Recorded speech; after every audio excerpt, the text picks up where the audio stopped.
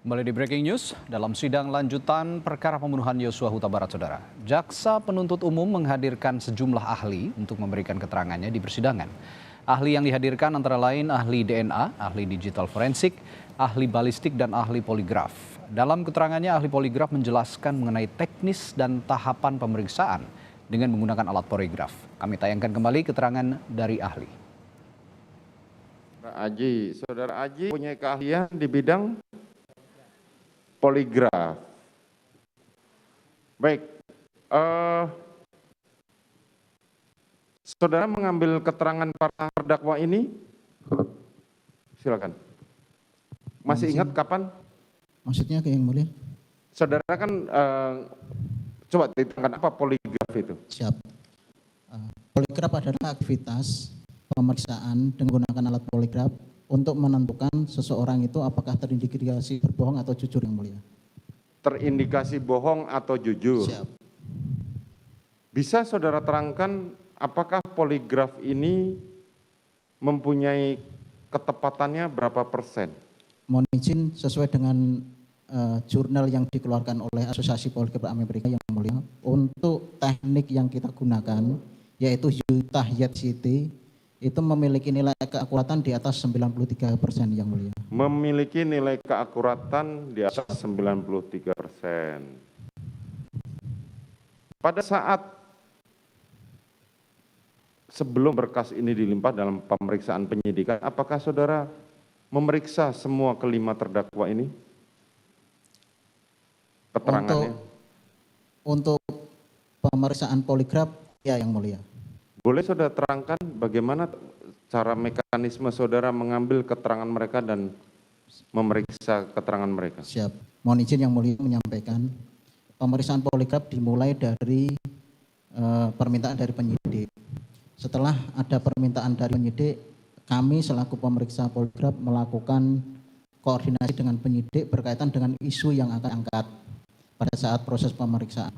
Kemudian setelah itu kami mempelajari konstruksi kasusnya seperti apa, kemudian menentukan waktu. Setelah itu baru dilakukan pemeriksaan, yang mulia. Untuk tahapan pemeriksaan sendiri itu ada 3, yang mulia. Yang pertama adalah tahapan pretest. Tahapan pretest ini adalah tahapan di mana seorang pemeriksa menjelaskan mekanisme pemeriksaan poligraf. Di dalamnya ada berkaitan dengan riwayat kesehatan, riwayat sosial, terus menyamakan persepsi berkaitan dengan kronologi kejadian, yang mulia. Terus setelah itu tahapan yang kedua adalah tahapan tes. Tahapan tes di sini dimulai dari ditandai dengan seorang terperiksa dipasang alat-alat yang berupa sensor. Sensor poligraf sendiri ada 4, yang mulia, yaitu sensor pernapasan dada, sensor pernapasan perut, sensor elektrodermal, dan sensor kardiovaskuler. Setelah itu, setelah seorang terperiksa dipasang alat-alat, kemudian diberikan pertanyaan-pertanyaan, yang mulia, sesuai dengan metode yang kita gunakan. Setelah itu ada tahapan yang ketiga adalah tahapan post test atau tahapan menganalisa grafik, di mana dalam menganalisa grafik ini kami tidak bekerja sendiri, yang mulia. Kami bekerja secara tim untuk menentukan apakah terperiksa ini terindikasi berbohong atau jujur, seperti itu. Demikian, yang mulia. Tadi saudara menjelaskan bahwa menurut standar dari Amerika, ya? Siap.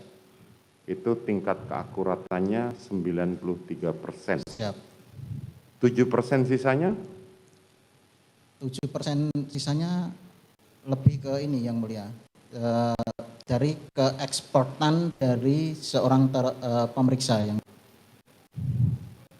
semakin pandainya yang Siap. terperiksa atau yang memeriksa? Pemeriksa, yang mulia. Pemeriksa. Oh, jadi tergantung pemeriksanya, kalau mempunyai kepandaian maka dia bisa lolos, begitu?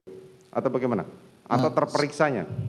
Semakin pandai seorang pemeriksa, maka nilai akuratan pemeriksaan ini akan semakin tinggi, yang mulia. Oh, seperti itu. Untuk nilai ambang bawahnya adalah 93%. Nilai ambang bawahnya adalah Siap. 93%. Kemudian seberapa sering dalam hal ini tes poligraf ini digunakan dalam tingkat penyidikan di kepolisian? Mohon izin Yang Mulia menyampaikan, memang untuk sering atau tidaknya kita melakukan pemeriksaan jarang Yang Mulia. Ya, Jarang dilakukan, siap. jarang dilakukan. Siap. Hanya tetapi pihak polisian dalam hal ini mempunyai teknologi untuk melakukan itu. Siap, Yang Mulia.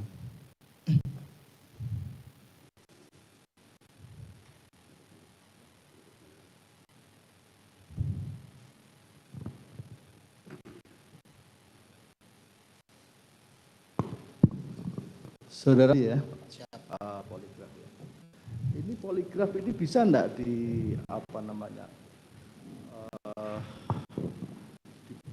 kan bohongan ya. Siap. Bohongan.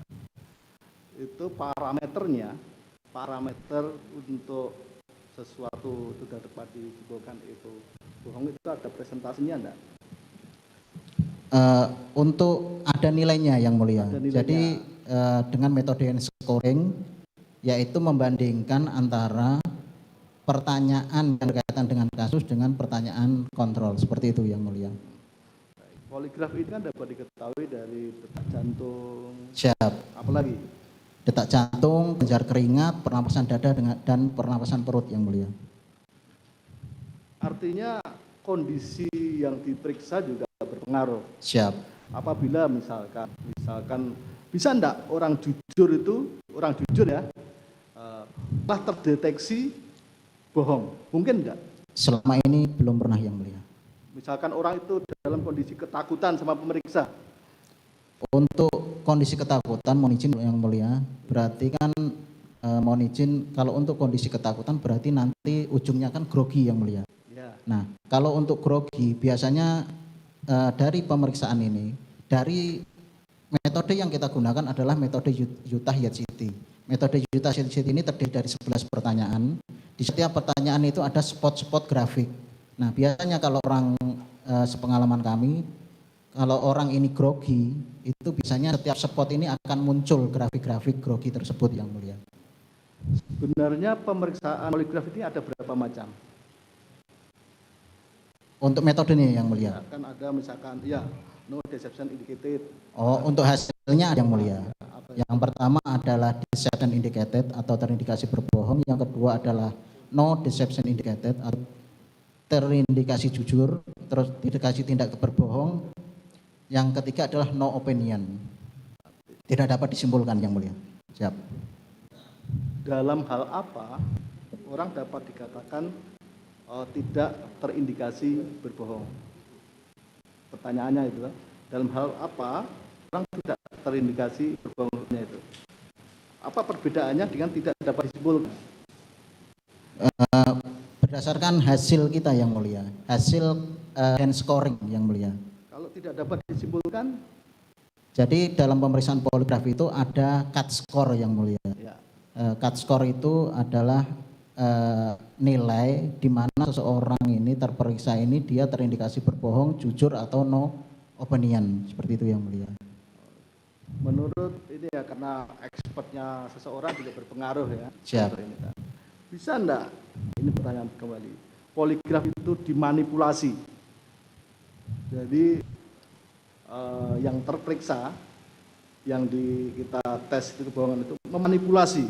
Selama ini, selama pengalaman kami Yang Mulia, belum ada yang pernah memanipulasi pemeriksaan poligraf Yang Mulia. Kalau dalam jurnal-jurnal Kalau di jurnal ada Yang Mulia. ada. Siap. Disebut dengan countermeasure Yang Mulia. Tolong jelaskan. Yang saudara baca di jurnal itu. Kalau untuk countermeasure yaitu tindakan-tindakan dari seorang terperiksa, bagaimana seorang terperiksa ini berusaha untuk menyelamatkan diri sendiri Yang Mulia. Dan selama saya baca di jurnal dan sharing-sharing dengan senior yang sudah lebih berpengalaman dalam pemeriksaan poligraf, dari tahun 60 itu hanya Sekitar 4 sampai 5 orang yang lolos pemeriksaan poligraf. 4-5 orang yang lolos. Siap. Kalau diprosentasekan Dari jutaan pemeriksaan yang mulia, karena di Amerika, di negara-negara maju sendiri, pemeriksaan poligraf ini sudah sangat intens dilakukan yang mulia. jadi sekitar 4-5 orang itu. Siap. Bisa dijelaskan lolosnya seperti apa?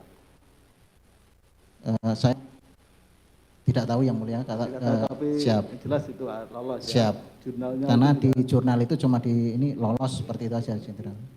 Yang mulia, siap.